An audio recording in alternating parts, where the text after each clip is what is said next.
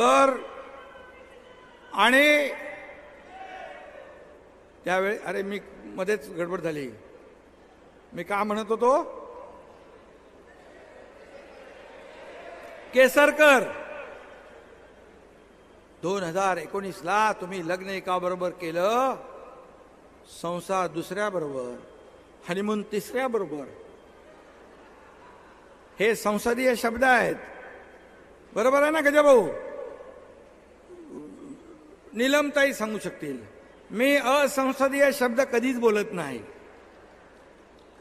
आणि तुम्ही फसवलं, जनतेलाही फसवलं, शिवसैनिकांनाही फसवलं, मोदी साहेबांनाही फसवलं, भारतीय जनता पक्षालाही फसवलं.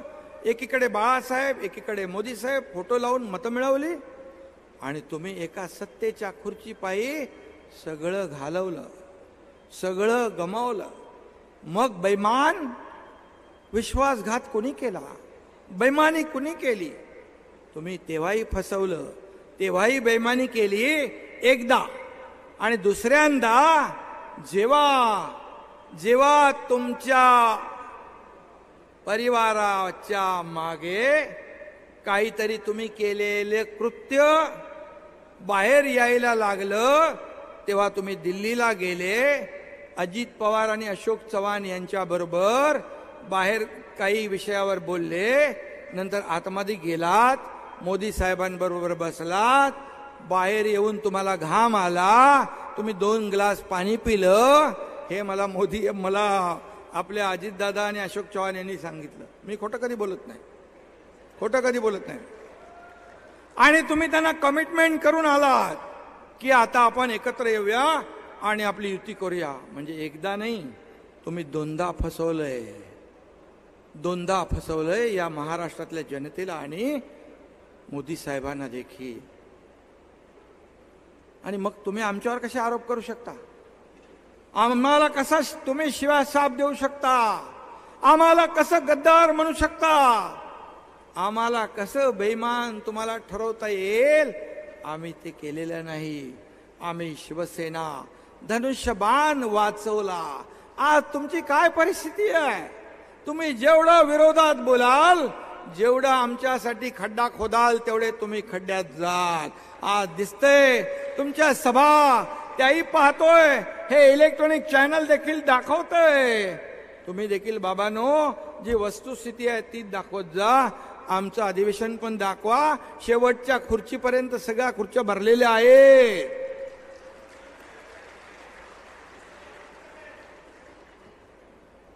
आणि मगाशी कोणीतरी आपले संजीव उपाध्याय म्हणाले, आपण आरशाच्या समोर पाहायचं असतं.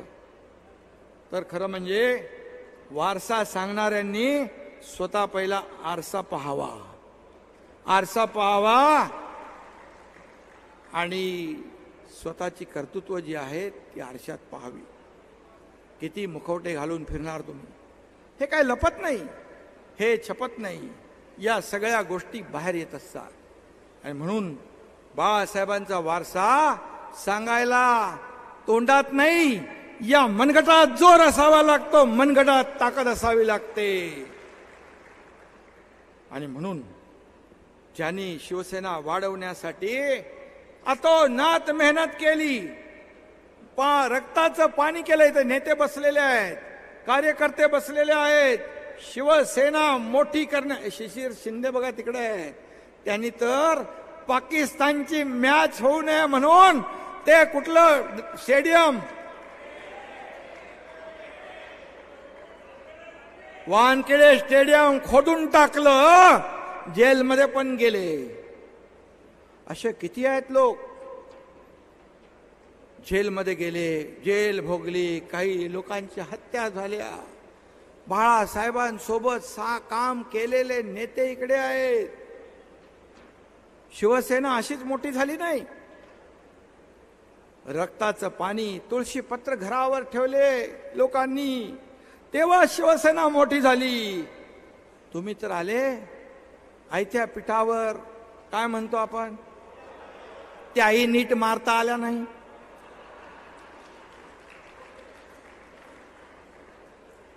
आणि म्हणून मी सांगेन, असा कुठला पक्षाचा प्रमुख असतो की आपल्यात नेत्याचा पान उतारा करायचा, कारस्थान करायचं?